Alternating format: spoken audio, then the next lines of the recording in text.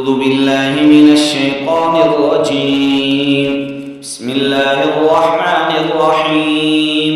فإن طلقها فلا تحل له من بعد حتى تنكح زوجا غيره، فإن طلقها فلا جناح عليهما أن يتراجعا إن ظنا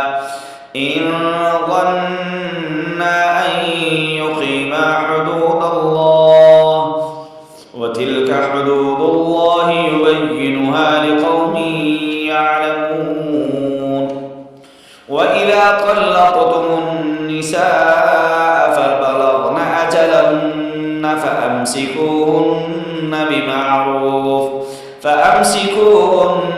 بمعروف أو سرحوهن بمعروف، ولا تمسكوهن ضرارا لتعتدوا، ومن يفعل ذلك فقد ظلم نفسه.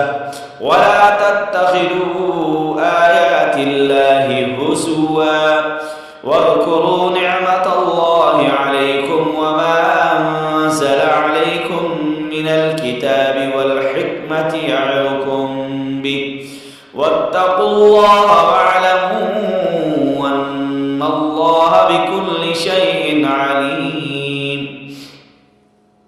وإذا طلقتم النساء فبلغن أجلهن فلا تعضلوهن أن